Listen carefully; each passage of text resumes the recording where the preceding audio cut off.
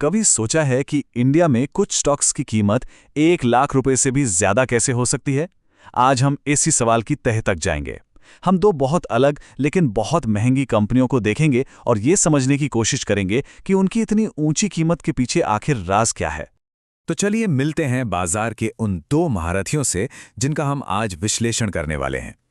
दोनों की कीमतें तो आसमान छू रही हैं, लेकिन जैसा कि हम देखेंगे इनकी कहानियां एक दूसरे से बहुत अलग हैं। तो एक तरफ है LCID इन्वेस्टमेंट्स लिमिटेड और दूसरी तरफ है टायरों की दुनिया का बेताज बादशाह MRF लिमिटेड। ये दोनों ही शेयर बाजार के जाने माने नाम हैं। आज हम इनकी डेटा को आमने सामने रखकर देखेंगे कि कौन कहाँ खड़ा है। चलिए तो फिर सीधे मुद्दे पे आते हैं।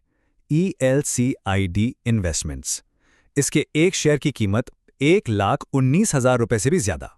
साफ है, ये कोई आम स्टॉक तो है नहीं, और ये कीमत ही अपने आप में एक पूरी कहानी कहती है।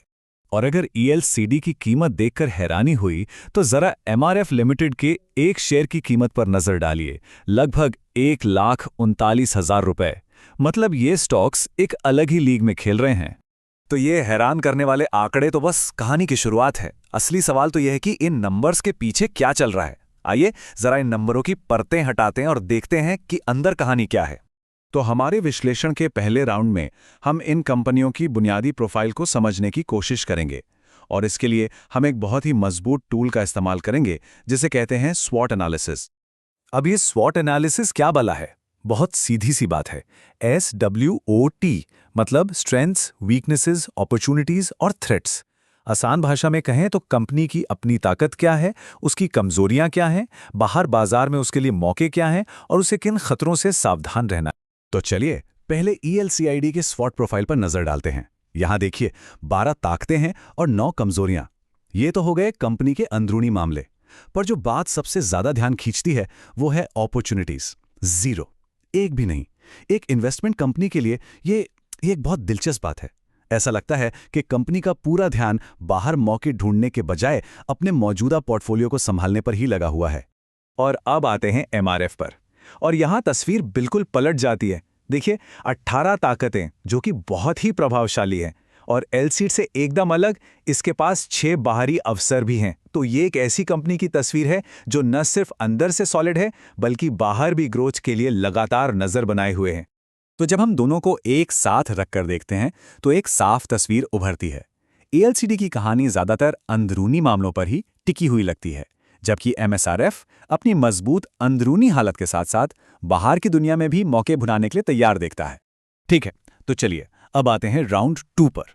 यहां हम फंडामेंटल से हटकर टेक्निकल इंडिकेटर्स को देखेंगे। ये इंडिकेटर्स हमें बताते हैं कि बाजार का मूड क्या है, स्टॉक को लेकर हवा किस तरफ बह रही है।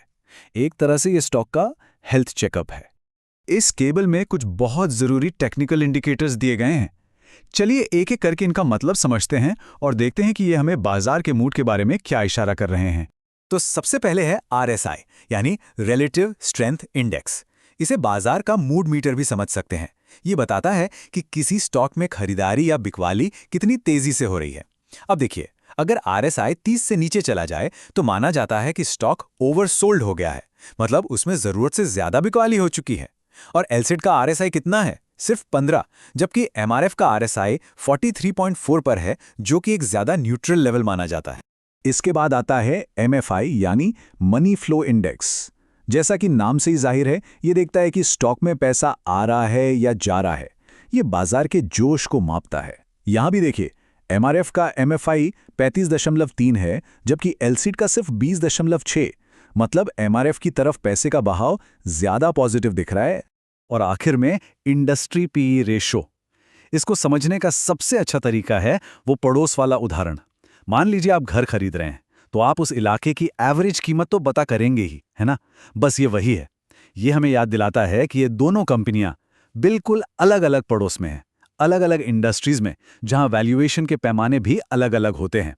तो हमने स्वॉट एनालिसिस भी देख लिया और टेक्निकल इंडिकेटर्स भी। अब इन सारे डॉट्स को जोड़ते हैं और देखते हैं कि इन दो महारथियों की पूरी तस्वीर आखिर दिखती कैसी है। तो इस सबसे क्या समझ में आया? पहली बात, ELCID का फोकस अंदर की तरफ है, जबकि MRF बाहर ग्रोथ के मौके तलाश रहा है। दूसरी बात, बाजार का मूड ELCID को लेकर थोड़ा ठंडा है, वो ओवरसोल्ड जोन में है, जबकि MRF को लेकर सेंटीमेंट ज्यादा न्यूट्रल है। और तीसरी बात, दोनों अलग अलग इंडस्ट्रीज में है, तो उनकी वैल्यूएशन की तुलना सेब और संतरे की तुलना करने जैसी होगी। तो यहां मकसद ये बताना नहीं है कि कौन बेहतर है, और असल में यही इस पूरे विश्लेषण का कह सकते हैं कि निचोड़ है। मकसद कोई टिप देना नहीं है, बल्कि उन टूल्स को समझना है जिनसे हम किसी भी कंपनी की अपनी खास कहानी को पढ़ सकते हैं, उसे समझ सकते हैं।